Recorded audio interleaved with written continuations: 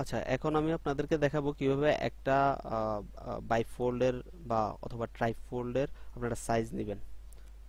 প্রথমত আমরা এটা ডিপেন্ড করবে কোন সাইজের পেপারের উপরে আপনারা বাইফোল্ড করবেন অথবা ট্রাইফোল্ড করবেন। তো সচরাচর আমরা যে সাইজের উপরে করি সেটা হচ্ছে A4 সাইজ। A4 সাইজের একটা পেপারের সাইজ নিলাম আমরা। এটা ল্যান্ডস্কেপে রাখতে হবে, পোর্ট্রেট রাখা যাবে না, ল্যান্ডস্কেপে রাখবেন। আর আমাদের ব্লিড তো অ্যাজ ইউজুয়াল সবসময় থাকে 0.125 ইঞ্চ করে প্রত্যেক সাইডে। হ্যাঁ, আমাদের কালার মোডটা থাকবে হচ্ছে CMYK। এরপর আমরা এটা যদি ক্রিয়েট দিয়ে দেই, আর আর্টবোর্ড একটাই থাকবে, তো CMYK তে দিলাম, ক্রিয়েট হয়ে গেল। কালার মোড রেখে ক্রিয়েট করলাম। করার পরে আমাদের ফোল্ডে বা বাই ফোল্ডে আমাদের ভাঁজটা কোথায় হবে এই বিষয়টা একটু বুঝার বিষয় আছে এখানে।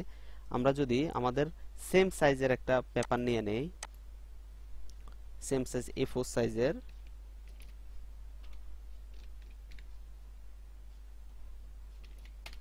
একটা পেপার নিলাম, এটাকে আমি যদি অল্টার চেপে ধরে এভাবে ঘুরাই দিচ্ছি, এই যে ঘুরাই দিলাম, ঘুরাই দিয়ে আমার মেইন সাইজ পর্যন্ত রাখতেছি।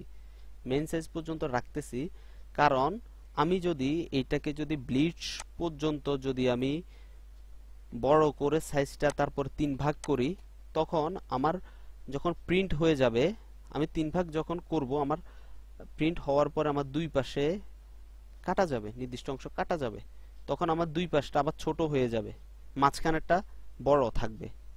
হ্যাঁ, তো সেক্ষেত্রে আমি কি করব, আমার সবগুলো সমান রাখার স্বার্থে আমি আমার মেইন পেপার সাইজ যতটুকু ততটুকু করে আমি এটাকে 3 ভাগ করব, তারপরে আমি পাশ থেকে বাড়াই দেবো, এটা সমস্যা নাই।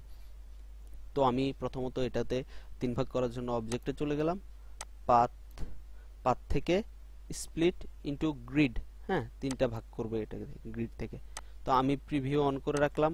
তো আমরা 3টা কলামে ভাগ করবো এটাকে, 2 3টা কলাম হয়ে গেল। ওকে দিলাম।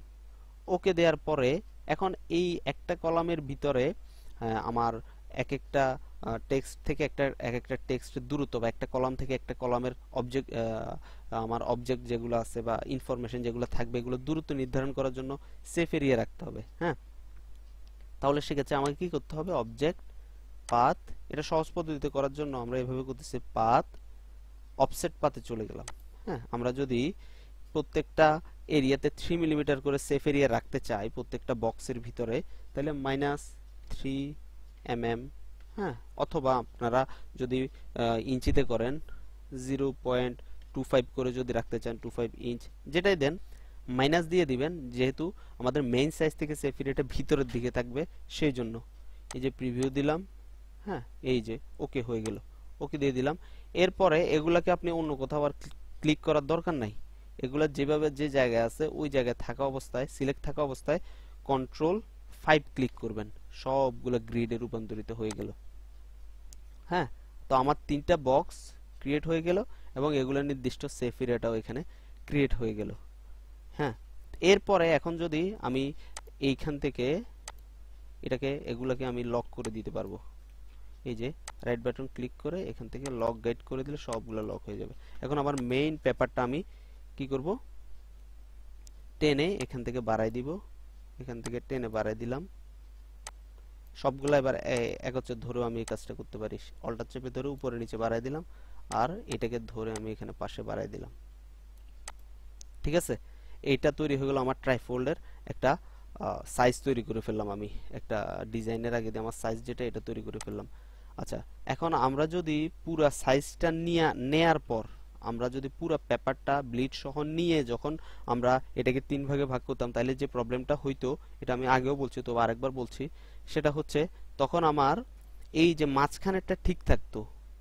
হ্যাঁ, দুই পাশের যে দুইটা সাইজ নিয়ে তিনোটা যদি সমান সমান এইখান থেকে এতটুকু পর্যন্ত সাইজ নিয়ে যদি করতাম, আমি যদি আরেকবার করে দেখাই, এই যে পুরো সাইজটা নিয়ে এটারও যদি আমি এখন 3 ভাগ করি, দেখেন অবজেক্ট, আমরা এখন ব্লিড মার্ক সহ নিয়ে তারপরে 3 ভাগ করতেছি, অবজেক্ট পাথ,